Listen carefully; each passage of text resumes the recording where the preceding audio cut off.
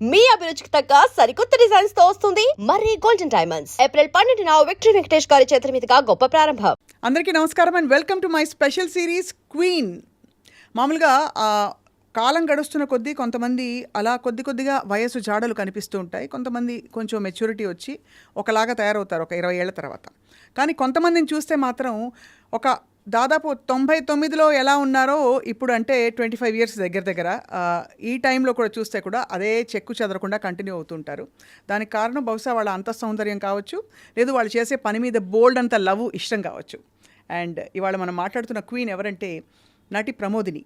తను కన్నడ, అలాగే తమిళ్, తెలుగు భాషల్లో నటించడమే కాకుండా అందరినీ అలరిస్తూ తన కెరియర్ని ముందుకు తీసుకెళ్తున్నారు. ఇవాళ విల్ టాక్ టు హర్. ఈ చక్కని చిన్న పిల్లలా కనిపించే నటి అమ్మ పాత్రలు ఎలా వేస్తున్నారు ఎవరికి డైజెస్ట్ కావట్లేదు. Let's talk to her. Pramodini గారు, హౌ ఆర్ యూ? ఫైన్ అండి. You look so cute. అయ్యో, థ్యాంక్ యూ సో మచ్. లక్షణంగా అమ్మవారి దిగొచ్చినట్టున్నారు. అయ్యో, సో స్వీట్ అండి. పెద్ద కామెంట్, నాకు ఇది కాంప్లిమెంట్. నేను మీ ఫ్యాన్ సప్న గారు. నేను మీ అన్ని ఇంటర్వ్యూస్ చూస్తుంటాను. నాకు కాల్ రాగానే కొంచెం భయం కూడా వేసింది, ఏం క్వశ్చన్స్ అడగపోతున్నా. కాంట్రవర్షియల్గా అడుగుతాను. అందరిని అలా విలన్లా తయారు చేశారండి యాక్చువల్లీ. కానీ ఐ ఆల్వేస్ ఫీల్ డిలైటెడ్.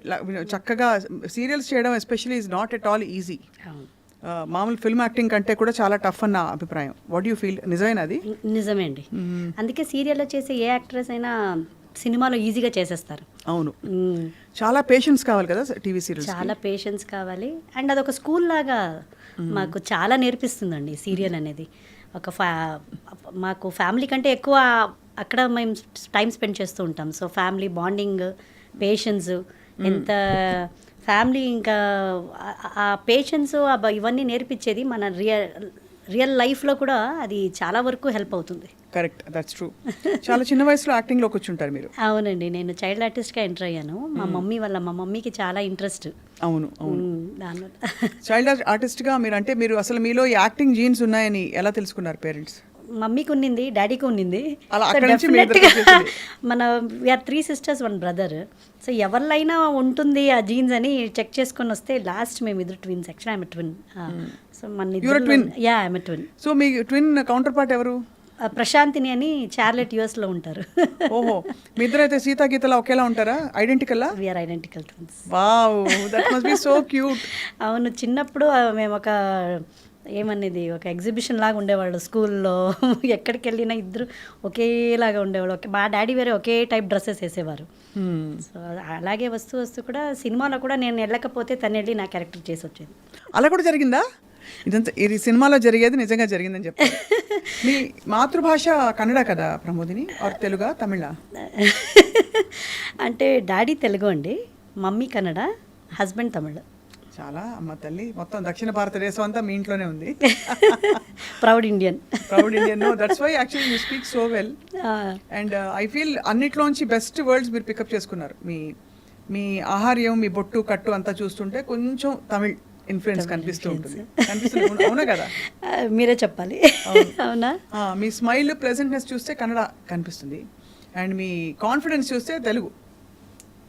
అంత పాజిటివ్ ఇచ్చారు. సో థ్యాంక్స్ మా ఫ్యామిలీకి, మా డాడీ, మమ్మీ, నా హస్బెండ్కి చాలా thanks. Tell us about your child artist journey, Pramodini గారు.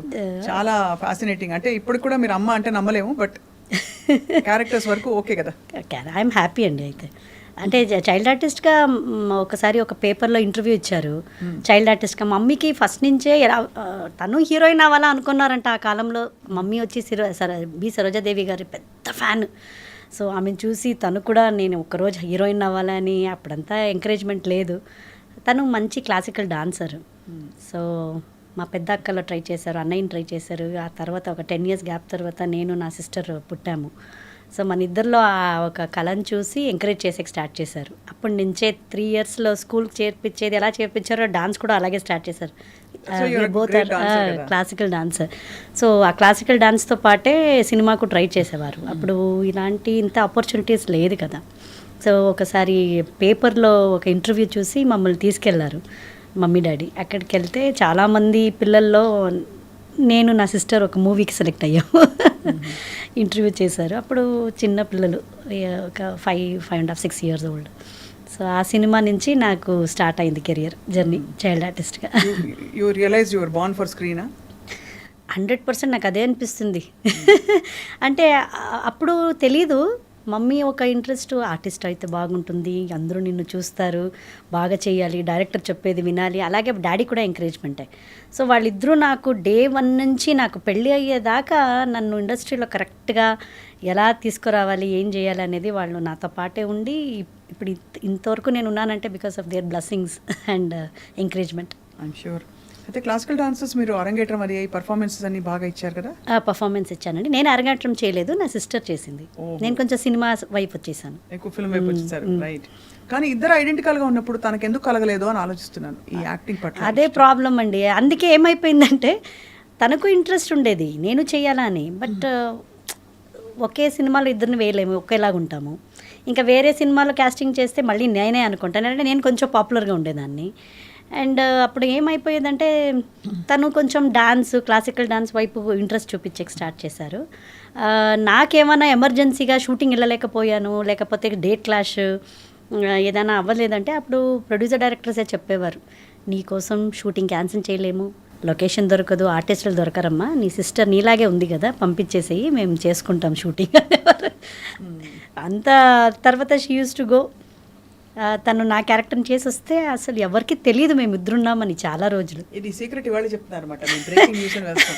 ఆ సీరియల్లో ఆ సీన్లో ఎవరో తెలుసా అని. లేదు, సీరియల్స్లో చేసాము, అలా సినిమాలో ఒక 2 సినిమా చేసాము, బట్ అది అంతగా తెలియదు ఎవరికి. సో ఫిల్మ్స్లో మీరు హీరోయిన్గా చేశారు. హీరోయిన్గా అంతా చేయలేదండి, ఒక 2 సినిమాస్ చేసిన, అది ఒకటి రిలీజ్ అయింది, ఇంకొకటి ఆడలేదు. బట్ చాలా ఆశ్చర్యం కదా మీరు, అంటే you have all the qualities ఒక హీరోయిన్లో ఉండవలసినవన్నీ. స్క్రీన్ ప్రెసెన్స్ ఉంది, you're good looking, acting already introduction ఉంది, ప్యాషన్ ఉంది. ఎందువల్ల మీరు హీరోయిన్గా పర్సూ చేయలేకపోయారు ప్రమోదిని గారు? కొన్ని ఫ్యామిలీ రెస్పాన్సిబిలిటీస్, ఫ్యామిలీ కమిట్మెంట్స్, మాది కొంచెం ట్రెడిషనల్ ఫ్యామిలీ. అండ్ నేను హీరోయిన్గా రావాల్సిన టైం వచ్చి 98, 99 ఆ టైము.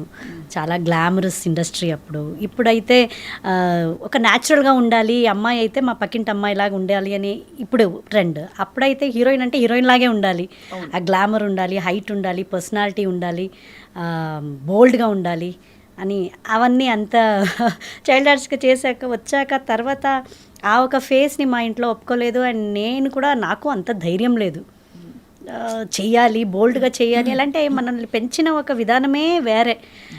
షూటింగ్ వెళ్ళేటప్పుడు కూడా మా నాన్న దుపట్టా వేసుకొని వెళ్ళాలి, అదేంటి చుడిదార్ ఎందుకు, దుపట్టా లేదు, ఇలా అన్నీ మాకేదో ఒక మైండ్లో తప్పు, అలా చేయకూడదు, ఇది తప్పు, ఇది రైట్ అనేలాంటి ఒక మైండ్ వచ్చేసింది అప్పుడు. సో ఏ ఆపర్చునిటీ వచ్చినా మా నాన్న కూర్చునేవారు డిసిషన్కి, ఈ డ్రెస్ అయితే అవ్వదండి, మనకి డీసెంట్గా ఉండే క్యారెక్టర్ అలాంటి. అండ్ మా డాడీ వచ్చి హెచ్ఏఎల్ పని చేసేవారు. సో చాలామంది చెప్పారు, మీరు కన్నడ ఇండస్ట్రీ నుంచి తమిళకి వెళ్ళండి, అక్కడ కొంచెం మీకు అంటే ట్రెడిషన్, హోమ్లీ, అమ్మాయిలకి లంగావని, అంటే అక్కడ ఒక హీరోయిన్కి ఇంపార్టెన్స్ ఇచ్చే అలా ఉంటుంది ఈ సినిమా అని. డాడీ జాబ్ అని మానేసుకొని నా కోసం వచ్చే పరిస్థితిలో లేరు అప్పుడు. డాడీ ఒకే మాట అనేవారు, రాసి పెట్టింటే ఎక్కడైనా వస్తుంది, అక్కడికి వెళ్ళే ట్రై చేయాలంటే ఏం వస్తుందో అది చేసుకొని వెళ్ళు అని అలా వదిలేశారనమాట. At the same time family commitments అవన్నీ చూసుకొని ఏ క్యారెక్టర్ వస్తుందో అలా వెళ్ళిపోద్దామని ఒక ఫ్లోలో వెళ్ళిపోయాను అంతే.